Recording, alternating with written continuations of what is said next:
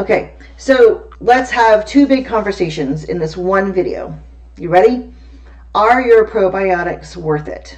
Are probiotics in general worth the expense you spend on them? So I have actually paid really big money for Akkermansia.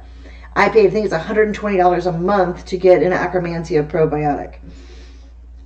Didn't see any difference. Eventually quit taking it. It just wasn't doing what I wanted it to do.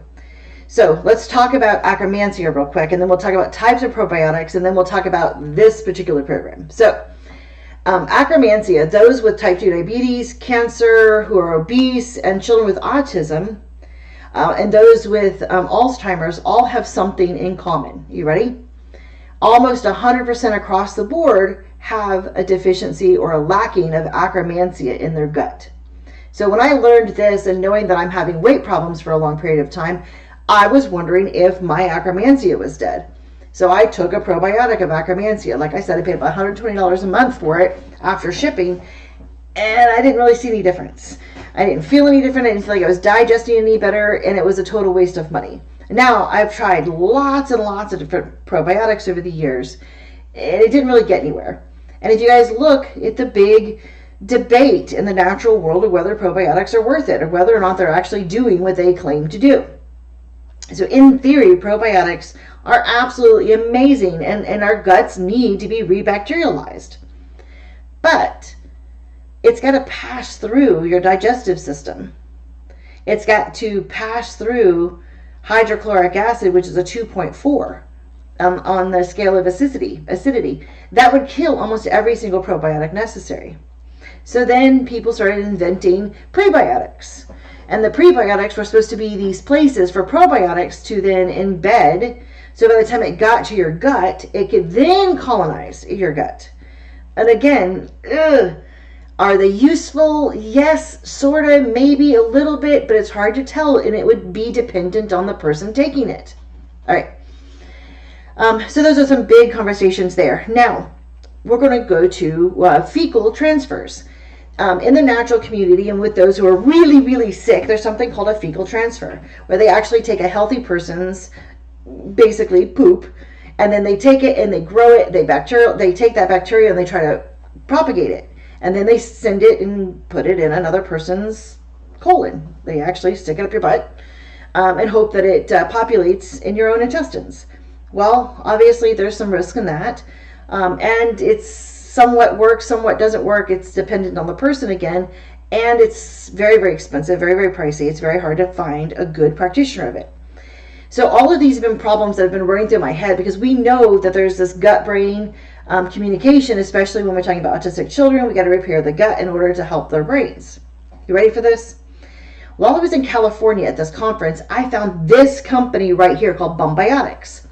So Bumbiotics is not fecal transfer. And the story I was hearing from them in person was that that those who have tried fecal transfers and it was not successful, tried this for a couple of months and it was very successful. So I was like, let me do some more research. First of all, let me show you this company. Let me show you. So Bumbiotics is a suppository where they've taken the probiotics and prebiotics and put them in a suppository. Let me show you the ingredients real quick. Come on, here we go. I'll have a link below, so nobody panic. But look at all the different wonderful bacteria that are present in this suppository. It is a frozen suppository. You can thaw it, not heat it, but you can thaw it. And after you thaw it, you can kind of put it in a syringe, and we have a tapered syringe, and then use it that way so it's not so cold. But it comes to you frozen. Here's all the different bacteria. You can pause your screen here to kind of look at those and see what's available.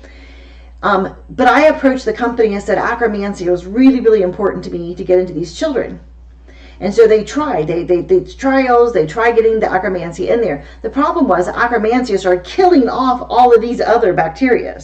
Very, very frustrating for the company. So I was adamant that I wanted Akkermansia and all of these. And they were adamant that it's not working as well as they'd like. So what we did was we created a protocol. So they actually made, and that she actually just texted me a minute ago, they actually made a tailor-made Akkermansia suppository just for me.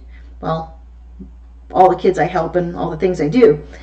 So we then came up with a protocol that's going to include, a month or two of this, and then a month or two of the akkermansia, and then depending on recovery rates, maybe go back to this for a month. But here we are. You got to ask, you got to push, you got to figure out what it is you want, and then go to the companies and see if they will create that for you. And this company absolutely did. There'll be a link below. Look at this: no dairy, zero lactose, wheat, gluten, soy, eggs, corn, no yeast, artificial flavors, no preservatives, no GMOs, no pesticides. It's raw, vegan, gluten-free, GMO-free coconut milk, spring water, organic coconut oil, and organic coconut water. And they grow it. It's just amazing. I heard this whole process. Anyway, if you feel like this is something that's going to work for you, so far I have 4 children on it. The first one that I put on it, that's been on it for, he's getting ready to start his second month. It's been phenomenal. The results for this young man who is autistic is going to the bathroom more often. He's very well aware now. Now everyone comes to me with a different level of autism, but this particular person was just kind of closed off. Like if his mom and dad were talking about something, he made no connections to their conversation, and now he is. The story was his mom, his school teacher was telling his mom what he did at school. And he got in trouble. He was having a hard day at school. And then when they got home, the mom started to relay the story to the father. And the kid had a fit. He did not want his dad finding out that he'd had a really difficult day at school with behavior-wise. That connection had never happened before. And that was after 1 week of being on this Bumbiotics. So I'm really, really hopeful. Not only that, he's starting to try to talk. We have a lot of other things that are starting to happen, all from this.